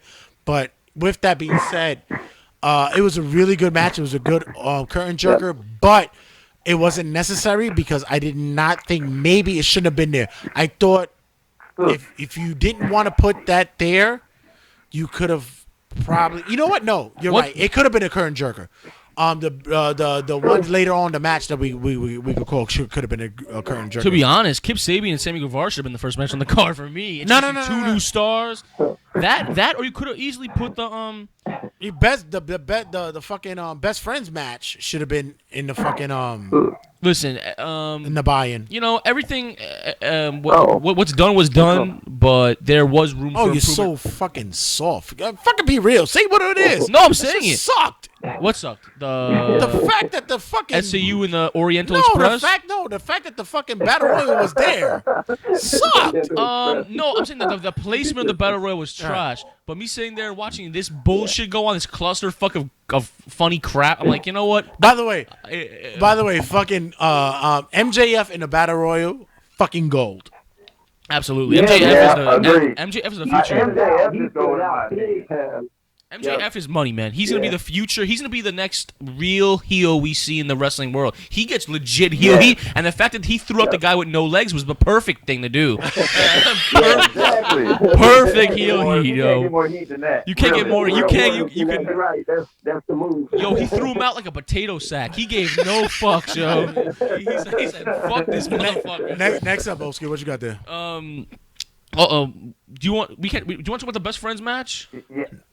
Uh, The SC, I think that starting off with the SCU versus the Strong Hearts was, because I'm a fan of starting off events with tag team matches and multi-man matches because Yeah. I feel like it gets I'm not a speed fan of going six and gets mans, people but into it. that was actually pretty good. I'm not a fan of 6-man tags, but that was actually It was pretty good. okay, but like compared to the other stuff on the card, I feel like it was good. It was okay for what it was. I feel like it was good because it started off well. It may not have been the best match, but I think for the show and the first match on the real show, I think it was pretty damn good. 100%. The placement was good in my opinion. Well, let's talk about the randomization here of having Awesome Kong come to AEW, yo. Out of all people, Congo Mongo Awesome Kong came out to the Dr. Britt. I have a conversation about this to you, gentlemen, in a second. It was Dr. Britt Baker versus Nyla Rose versus Kylie Ray versus Awesome Kong. Now, I want your opinion. I ain't gonna lie. I want both of your opinions on this right now. Should Nyla Rose be in the women's division? No. Come on, yo. No comment. No. I mean, you know what, today's world, Look at I Mike found being in today's politically world- correct in Chi-Town. Look at Mike in Chi-Town saying, "No, I can't." no. What Brandy Rhodes wants, she gets. So I mean, what can you But do? should I mean, Nyla Rose should Nyla Rose be in the women's division, Should son? Nyla Rose be in the women's division? I You know what, Mike? don't know. Mike, you know what, Mike? I'll open the floodgates. That's a. See, okay, That's a. technically, yeah, I mean, in today's world, yes. Mike can't say anything because he's running for office. He's gonna be the He's running for he's gonna Chirac. be he's gonna be the city councilman. He's running for office out there. He can't shy away He his can't name. say shit. I'll open the Mike floodgates. is his pseudonym. It's actually like Wilbert. That's his Yeah, real name. Wilbert. What But Wilbert? you know, at least they had another big. They had Awesome Kong in there. She's about the same. You know what I'm saying? She's big, so she can roll with her. Yeah, Or, but you know roll what? with- Look, just be real. As big as Awesome Kong is, you could get a man half her size that's still gonna be stronger than her. You ain't lying though. Yeah. Which that's was true. what was it? Nyla Rose. That's Yeah. the man. Yeah, that's the man. That's the man. Exactly. I don't want to be mean, but it's quite Exactly. simple. The hormones don't go away, son. That's a man, yo. Listen, I support everyone. But it's simple to see that the body structure does not fit the women's division. Which by the way, I'm voting for that Sonny Kiss should be in the fucking women's division. Oh yeah, fuck it. Listen, If it's like bitches. that, Sonny Kiss should If be in that's the women's case, Sonny Case better win that belt quick, Exactly. Let's get it running. So Now, hey, check out when my friend I saw bet him Sonny in the Kiss Battle wrong. Royal, he was like, "What the fuck?" Yeah. You know, that made him not want to. I said, Hey, he's- I bet you'll pass. I still bet you Sonny Kiss strong as fuck. I bet he'll knock out Nyla Rose ass. no, definitely. That's what I'm saying. It's not even fair. Dr. Britt Baker went over, and I'll tell you something. Britt Baker is a star. But I think regardless of Adam Cole being the white I think in that match they didn't make it that much of a star though. I could see it. but I think they really Right. highlighted Awesome Kong there because it's her debut, the return, Yeah. the fucking surprise factor. I think they actually they try to put Smiley over more Smiley, than they did her. Kylie Ray. I think all of them had a good They did. They showing. put Smiley over, I think like all that. of them had a good showing That's besides what they Nyla Rose. I just can't. I can't. Yeah, I know what you support mean it. about Nyla. I mean, what can you do? I mean, I Brandy, support everything, bro. they're fixated on diversity and everything, so that's one of their Like, things. So, I like mean, always, with like I that, always you know. said, when it comes to a situation like that, that's a dude with a puss. Listen, and I support everyone, but it's quite simple. Are you telling me that you're gonna put like fucking what is it? What's her name? Fucking Kylie Jenner. What's it? Yeah, No, not Kylie. Bruce Yeah. Jenner's pussy. Like, Yeah, like you know what I'm saying? Like it's Bruce Jenner, like yeah. you. It just, the artist formerly known as Bruce Jenner. Yeah, the artist formerly known. So Caitlyn. Britt That's what Baker it's, won. Caitlyn. Next up. Up next we had. Oh, I don't need. Do we have to talk about this match? I really don't. Fine. Can I Fine. just say one more thing Go ahead. about Awesome Kong? Go ahead, I go have ahead. to give them a lot of credit because in today's world, that was a big surprise. I mean, I don't No, think it was. I That saw was. anywhere That was. And you know what? she That was brings in a gonna show lot. up. That brings in a lot of viewers from Glow as well because Yeah. she was on Glow on Netflix. So Yeah. that also brings in a lot of people from there. So Yep. Awesome Kong was a great look. Yeah. Yeah. Up next we had Asia Kong. Go ahead. I do want to speak on one thing about it. Go ahead. Yeah, I marked out when Awesome Kong came out. I thought that was great. That was a real big move for their division. Yes, it was. I totally agree. Yeah. Nyla should not be in the women's division, but I think There it was you go, smart Boo-Boo. move to Thank let you. either for Britt to win or for Smiley to win. I think one of those should have won because we get it. The other two are beasts and they're stronger than everybody else and whatnot. Yeah. So you don't need to prove that anymore. You don't need to prove that. So I'm They're glad they didn't monsters. make it all about Awesome Kong and make it all about Nyla. No, Yeah. they got a lot of shine out of the other two. Yes. Maybe a little bit too much in my opinion because they was out for a long time, Awesome Kong and Nyla. She's So, been on Glow but- for a minute, yo. We haven't seen her since the WWE shit when she got pregnant after the Royal Rumble. We haven't seen her Right, since then. exactly. Yep. I just So think it's like- I think they have a lot of money with Smiley Kylie Ray. I think she's the Bailey of AEW. She's gonna make a lot of merchandise with that, a lot of merchandise numbers. I think all of them are good, but Nyla Rose, like I said, wrong taste in my mouth. Just because we all know that the male hormones, it is what it is. You could beat up you know what I'm saying? It doesn't match with me. So. Yeah, I just don't see them changing that. They're not going to. They're not going to. They won't, sir. Mike, they won't. You know that. They're not going to. I'm just because you know what? That'll be so what's it called? Hypocritical of them promoting all this shit. They're just throwing it away. But wrong taste in the mouth for many. Too late now. Exactly. Too late. Too late. So next we had. Watch, guys. Wait, want me to butcher Japanese women's wrestlers' names? Let's pull the knives out because butchering is about to occur. Butchering's about to occur. Let's get the knives out. He's gonna cut into the pork real deep right now. This is the part of the show called "A White Man Butchering Names." All right. So we have. I was actually gonna save him and say, listen, just say the Japanese for it. But nope. I want to hear this I gotta shit. do it from Mike and Impact Brody, son. You got to do it for the peoples. Gotta do it for the people. So it was Asia Kong, Yuka Sakazaki, and Emi Sakura versus That wasn't bad. You actually did pretty good there. I said Hikaru. Hikaru Shida, Riho, and Ryu Mizunami. Nice. Was I nice. good? You I was actually good. did pretty good. Hey, let's Nice. get it, son. Actually, really good. I'm Nice. ready to hit the streets. Yeah. Now you're You've about been to. practicing. He's gonna date a Japanese woman soon. Yo, because you know what's funny? You guys are probably questioning why this is a thing. Let's just say I called Io Shirai first Low Shirai. Low Shirai. So yeah, that's what that was. But I used to call Io Shirai Low. I called her Low Shirai with confidence, ladies and gentlemen. I just want to point that out. But yo, Mike's over here dying in Chirac, boy. You say it to me, man. What are your thoughts on that match? That 6-man women's match. We're gonna go through it quick. The high spot about it was the Freddie Mercury shit. The Freddie Mercury, yo, that girl dressed up as Freddie Mercury. That made was my the shit. bad. That was the mark about it. One of her moves was called the "We Will Rock You." Yeah. I want her to be women's champion AEW now. Yeah, if that's her gimmick, exactly. I want it Yeah. now. Yep. Her signature move should be called "The Show Must Go On," or and shit like that. I told super producer Sally that I gotta show her that match. Yes, you do, Yeah, because that was the only highlight. They showed off the woman from New Japan coming over to AEW. It was okay. The Aja Khan girl scares the shit out of me, yo. She was like Mr. Potato Head. No, She scares me. gonna jump quick to this one. Cody, Ooh, Oh yeah. Cody, Dustin Rhodes. match of the That night. match. Storytelling wise, the match. Impact. What do you think? That from everything, from storytelling throughout this match, from before the match, to even just giving all the AEW fans what they wanted when he slammed, when he destroyed the throne. From the very beginning to the end, when it comes to the wrestling match, the storytelling, the emotion, it was like ballet. It was a masterpiece.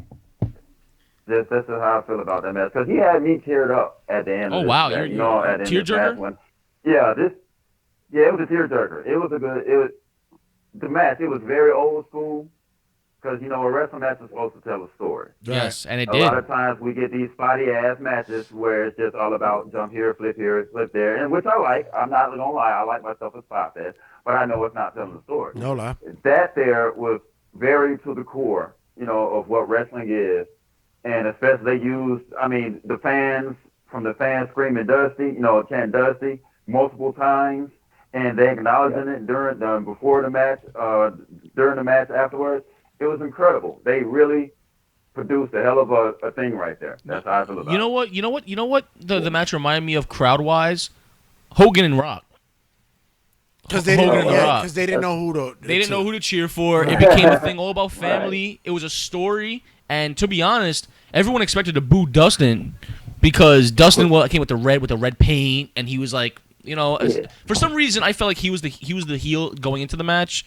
Maybe I'm wrong, Right. but from start to finish, that match was absolutely 5-star masterpiece. It was the best storytelling I've seen in years. It was a good fucking match from start to finish. There was no long rest holds for 30 minutes, which I expected.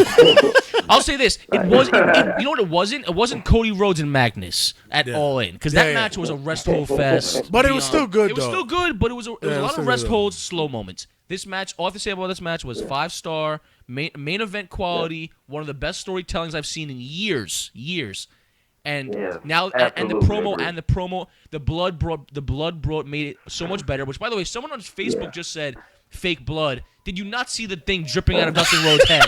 Anyway, like Dustin, I to be honest, I was scared. With the stitches. I was scared Dustin was gonna faint from losing so much blood. But regardless, amazing match. Mike, what do you think, bro?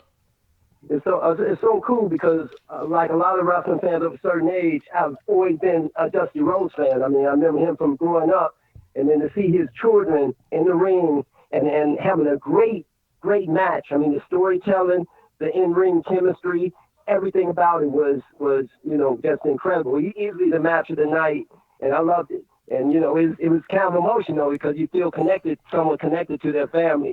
Yes, we feel like we've been a part of it. I loved everything about it. What's the best thing about this is that I got Mike from Chi-Town on we have him on the phone. It's a beautiful thing. He's a black man, and he's not out there shooting people. I love it, and he loves There you wrestling. go, Mike. I love it. Wow. I love it. I love it. Hey, it's still early. You know why? Because at the I end, still got it's time. still early. It's still early because I'm a Puerto Rican man in New York. I could be out there shooting the fuck out of people, but we out here talking wrestling. I love this shit. America. I don't know. By the way, Brody, what the fuck you do out there in Colorado? What is out there, bro? A lot of influence. What do you think? It's just What's legal over there? dead. Oh, he's There's a puffing. lot of It weed. rhymes with A lot of feed. weed. It rhymes with feed. How the fuck? By the way, that's a good question. How you smoke weed with that fucking dense air out there? Yeah, facts. Does the high get better? I'm an or- athlete. I'm an athlete. I play basketball. Oh, I play okay. softball. I play football. So it's an easy conversion for me. The best part about this It's also, just, we got two black men talking wrestling on the show. That's amazing. I To be love honest, this shit. I love this right now. This is amazing. Two black men, a Puerto Rican, and a white dude. You can't even fucking make this a spades game. This is not even a spades game. I feel like it's the diversity episode. Yo, whatever. I got 3 in a possible, motherfucker. What you got going on over there? So finally, we have Kenny Omega versus fucking. We missed a big match. Bro. Which one? hey. Oh, the Hey, oh, I my wanna bad. say- Yeah, but we did. You Oh, did. you're right. I want Hey, to say you one give thing your- about that the Rose match. Yeah. I think as a wrestling fan, the thing that made me most proud, that I just liked the most, that made me smile for the longest time, Right. was Dusty Rhodes' introduction when they introduced him as the Natural. Dusty Rhodes. Yeah, man. Yeah, that is Yep. that is a That's cool as throwback. hell. That's the old head for us. That's us, man. We know that. That whole match just Yeah. threw up wrestling to me. That's what I love. That match is why I love wrestling. That exact match, Yep. that from beginning to end, is the reason why I love talking about wrestling, watching wrestling. That is the reason why. And the why. beautiful thing is that Cody found a way to pull it out again, because in All In he had a match with Aldis that everybody's like, who gives a fuck? And that was a fucking And good it was a match. good match regardless of story And or he not. did it again. Yeah. He pulled it out again. Uh-huh. So we had the Lucha Bros the Lucha Bros, yes, versus fucking Ooh. the Young Bucks. these assholes. These assholes. Which Cornette will be like, I don't know how the fuck these guys are still in the business. Yeah, these guys don't super kick and jerk off. But I have to tell you, the one thing for me that captivated me about this match was the fact that the throwback maneuvers that Young Bucks did. They pulled out the moves that Motor City Machine Guns did to them. Homage They to did the old tag team. Yeah. He did the fucking That's turnbuckle crazy, 'cause buster. that's exactly what I thought too. Yeah, he did the That's exactly what I turnbuckle thought. buster that El Right back Generico in that. did. Yeah. And then they bring up El Generico on the. They didn't mention El Generico's name on the show. Yeah, they of course they could. So You missed that match too, though. You missed that match, El Generico and Jack Evans versus wait, what? was it? El Generico versus El Jack Evans. Generico and Jack Evans versus Trent Beretta and Chucky T was best friends. When it best friends versus Angelico. No, you're Jack talking about Impact. Angelico. Yeah, you're talking about that. No, we skipped that because it was fucking shit. Wait, and It Impact, was shit because and Impact. it One more was thing. shit because the Super Smash Bros came out and fucked that match up. And Impact. I have one question for you. What is it called? Do you know the identity of El Generico? Angelico? El El Generico. Yes. Yeah, Sami Zayn. What? No, it's not. No. He died in Mexico. Bro, he What's died in wrong Mexico, with you? man. I ain't the same as You know what's wrong with you? You Oh, don't you know mean this. before Sami Zayn? No. Yeah, he died. He died. Bro. He died because he was taking care of an orphanage. He died. Him and Nacho Oh, Libre had a man. really good And then tag that's team what going on Sami- over there. Oh, Yeah. oh wow. Okay. R.I.P. El And that's what Generico, Sami Zayn said then. which we will talk about later on. No. You know what though? The best friends and Angelico thing was not bad. Their outfits were terrible, but Nah, that really match good. was shit. Nah, I think it was That good. match was You shit. hate I the was- Super Smash Bros thing. That's why. No, I thought it was terrible, I like the but the match. match itself was shit. But for I think Lucha Bros, signing Super Smash Brothers was big though. It was I like fun that. as shit. Mike, what's your thought about the Lucha Bros? Have you seen the Lucha Bros before? Oh. Yeah. I'm a big Impact Wrestling fan, and I've seen them many times. They're great. They're some of the best action you'll ever see in ring or outside the ring, and they have so much chemistry because they're true brothers. Yeah, that's a great signing for AEW, and of course, an exciting match. I just wanted to say though, I'm happy that they signed or seemingly signed Super Smash Brothers too. They're very entertaining. You know, so I think that's a good signing too. Dude, listen. If Cody Rhodes and Dustin didn't have the great storytelling, I would say this tag team match would easily be match of the night. This shit from holy yeah. moly! But what do you expect from these guys? You know what I'm What saying? you expect out of these two What do you teams? expect out of these can't- two yeah, teams, they man? last. They could pull 4-star, Right. 4.5-star, 5-star shits every fucking night, man. Every time. Every Yeah. time. So, I mean, I don't think. Like what Jay said, like the Bucks was actually pulling out more out their hat. You know what I'm saying? Even Right. though it was still moves we've seen like from Motor City, but still, Yeah. they were still pulling out more shit out their ass. Like, come on, man. Yeah. It was ridiculous. I feel you. Yeah, shit. I listen. All I gotta say is we've seen this match before, which we have. Amazing, regardless, but still an amazing tag team match. I'm kind of upset that the Young Bucks didn't. No, the Lucha Bros didn't win though. I think Yeah, that I wasn't expecting that. I think the one thing that they should have had was at least one title change, and well, the only title match they had. But at least I think the Lucha Bros. I'm should've okay with that. You know why? Because in the long run, I see something more with it. Because the Lucha Bros, wow, it's a fucking wow. And we've seen them live. I don't know if you guys ever seen the Lucha Bros eyes with fucking. No, I've never seen them live. Man, They listen, are a spectacle, sir. They are fucking amazing, man. Them live is a I hope spectacle they're to at see. Slammiversary. I'm gonna be at Slammiversary. Yeah. They definitely will. They As a probably matter, will. Oh, man, as a matter of I fact, wish- we're seeing them I next wish I week could- at House of Glories, Temperature Rising. I already did a commercial for that shit. Whatever. Any case, fucking and then finally we could go to Kenny Jericho Omega versus Jericho. Yes, sir. And you know what? Everybody was really sucking dick on this match. I really didn't think it was that good. I really enjoy. It was. It wasn't the match of the night. It wasn't a 5-star match. What did Meltzer give that shit? 28 stars. Yeah, exactly. He's sucking beef, but I mean, just seeing, because we've seen we've seen this already. We've seen Omega and Jericho Part 1.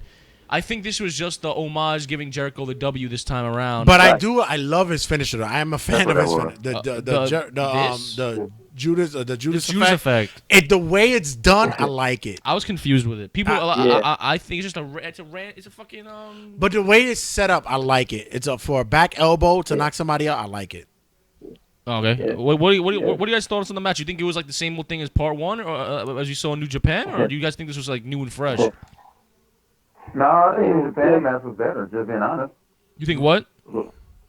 I thought this match in New Japan was better than that one. I think so too. You agree with I that? do too. The match at Wrestle Kingdom. I agree. Yeah, 100%. I think we're all talking about this match for one thing and one thing only. John fucking Moxley, ladies and gentlemen. The match was great. Chris Jericho won. Listen, match was good. Jericho won. He'll be facing Adam Page for the fucking AEW World Championship. Which, by the way, quick note. Do you want to make a note of the MJF thing? Which one? With Bret Hart? Oh, it's fucking hilarious. You guys saw that? You guys saw what I'm talking about, right? How fucking MJF fucking compared. He is going to be the top heel. He has to be. Without doubt, gonna be the top heel. I see MJF and I think The Miz. I think He's Jericho a young kid too. as a heel. I see so much potential with this kid that he's going to make waves. What the fuck is going on outside? Yo, they're barbecuing Spanish people. I don't know what the fuck is going on I don't know outside. what the fuck, because we're getting some hood shit out here in New York right now. I don't know what's going on. But I just see EC3 comparisons coming. That's all. Yeah, I know. That's what I was thinking too. You're exactly Well, right. people say mad as fuck right now. People say EC3 and Miz had a kid and it was MJF, and you know what? That's not a bad thing. that's not a bad thing. That's not a bad thing. No. Right. Oh, you're right. That's not a bad thing. He's really enjoying the heel life, and I hope he never goes anywhere else but the heel life. So MJF For was real, like, never go face. Ever. I think the Miz going face was one of the worst things they could have done, but that's my opinion. I think the Miz being a heel is like fucking Cheetos being soft. Like fuck out, like they should be crunchy. Fuck out of here. But all right. Quickly, I got before I feel like we're bumping this shit like 2 hours. Yeah, we're going deep. Before I let you guys go, because we have to do wrestling rundown, I got to let you guys go. This is my quick thoughts, and I want to hear your thoughts about it quickly. We got to do one shots. And we mentioned it before. What is All Elite's target audience? What were they looking for this pay-per-view? What was their target? The hardcore wrestling fan. The hardcore wrestling fan. I think it reeled in the casuals with the battle royal, but overall, I think it was people who, like us, the people who want the storytelling to be number one priority again. That's what I have to say. You completely right too, because sorry. No, go ahead, Mike. I just want to say it was pretty much a teaser to see if the hardcore wrestling fans are going to come out in legions like they did, and I think that they see that they can pick it back on us now. The hardcore fans are going to buy the ticket to go to Vegas to be a part of it. You have to find the audience that's going to buy into it, quote unquote, no pun intended, that's sitting at home, and it's not the already fans who couldn't make it. You want to get a new audience. That's the thing that bothered me about it. It's like, I think you set it up differently. Mike, what's your thoughts? Yeah, I agree. The hardcore fans were gonna check it out regardless. I mean, we know the storylines, like we know about Omega and Jericho. We know about the Rhodes storylines and even MJF and Lucha Brothers and Bucks. But the new fans, they want new fans, but they want to develop them into a new base. They really want to. They say they don't want to compete with WWE, but they would love to tap into that market, and they already are. They're already getting some crossover fans. Right. Like I like what my buddy said, that I'll see if he follows through. But it was interesting to see him all like really feeling AEW, Yeah. and kind of like saying compared to that, he was way excited, more excited about AEW than he has been with WWE lately. So I like that. I brought up a note about it earlier. It's like, will they separate the gimmick wrestlers like a Orange Cassidy or the Glaciers or the Gimp? I'm sorry, because he's a fucking gimp. That's what he is. Will they separate them from the real wrestlers? Will they give them their own little title to run off and have a good time with? Like, I think that you should have put something out there to where fans could gravitate to quickly. I know you want to have like some fun stuff to go to, but we knew at the fucking battle royal that Marco wasn't gonna win that shit. I mean, let's be honest. We knew that shit. Let's be honest. Man, Blaze wasn't gonna win. We knew Big O wasn't gonna win. Yeah. Captain Obvious here, right? Yeah, You know what I'm he's saying? going. The obvious. And And the sky is green. And like I mentioned earlier, I said the battle royal should have been on the main card because at least you could have did a story of why such and such individual was in it. You give some timeline. You could have bumped down certain matches that could have done it. Stop hiring your friends. Honestly, it's cool to get them money, but to be real, like if you want to get the fucking promotion, But what friends do they hire? Everybody. Everybody's their friend. Listen, I don't know about that one. I don't Name one that's not their friend. I don't think Cody and Orange Cassidy are friends. but they're friends through fucking the indie circuit. They know each other through the indies. But I don't think it was a business move saying, I'm going to help you out because you're Why my would boy. you fucking put Orange Cassidy on this card? Because it's trending and viral. It's useless. It's useless, but it's viral. It's a that's culture their vulture. people's. That video with him hitting Tommy Dreamer with those legs is going viral right now. That's why they did a culture vulture. No, it's not. It sucks ass. It might suck, but it's going viral. Yeah, it's going viral. It's hitting million views right now. But who does it affect? Does it affect the promotion or does it affect him? It affects the promotion. And I'm gonna be honest with you. It's under AEW's name. And I'm gonna be honest with you. I didn't see not one of that. You saying it's going viral? I didn't see nobody do it. You know what I saw viral more than anything? It's going viral. I saw Joey Janela going through the table. That more viral than anything else. and right now I swear to God, I'm on that. Facebook. That Orange Cassidy thing is a video like every 3 swipes on my fucking Facebook feed. It's all over the place on these fucking pages I'm following. It's everywhere. That is horrible. Pro Wrestling if it Network is. just posted about some shit about Orange Cassidy. $50 for the pay-per-view if you didn't fucking have anywhere else to go to. Worth it. Really? Yeah. That shit was $50? Bro, I was paying WWE pay-per-views $60 every month. When you could have got it from Fight TV for $35? Yeah, but that's people being stupid. Yeah, you know, Fight TV is for $30. That's people being stupid. I'm gonna be honest with you guys, I'll let you guys talk enough, and you guys could agree with me. If you're doing a big promotion for your foundation for your company, you should have dropped the fucking pay-per-view price down to draw in an audience. $50? That's true. $50? I don't think That's OD. Did they make that choice or the pay-per-view company made it? But that's something they could have agreed upon. That's OD. $50? It is a lot. But also if you're offering it on I couldn't even get pussy for $50 in New York. Yeah, but they gave a cheap alternative though. Can you get pussy in Chi-Town for $50? Well, some alley. Colorado, you might get pussy and weed. Colorado, you might get that. No, you're not. Not, no, not at all. MJF, fucking gold. That man is.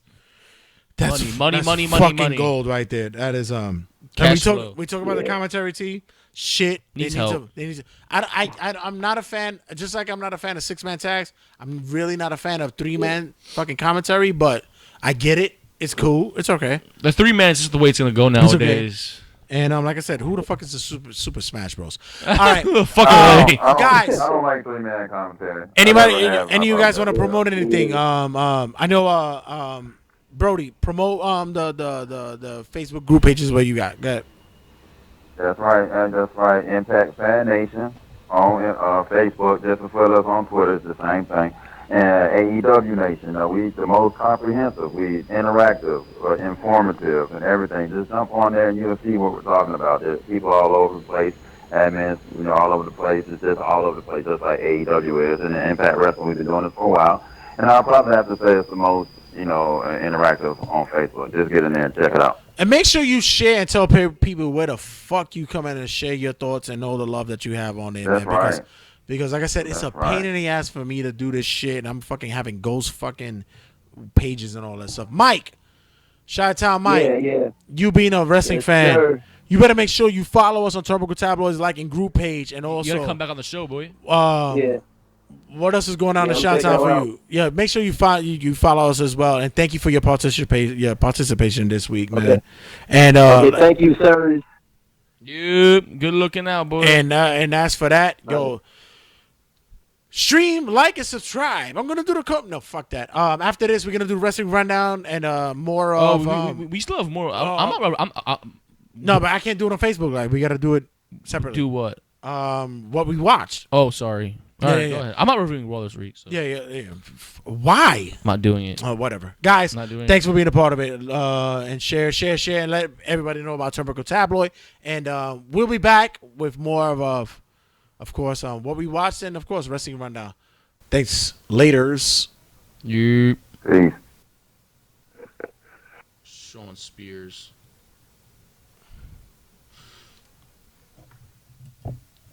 Oh no.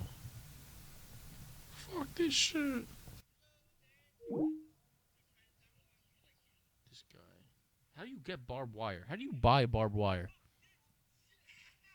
Ooh.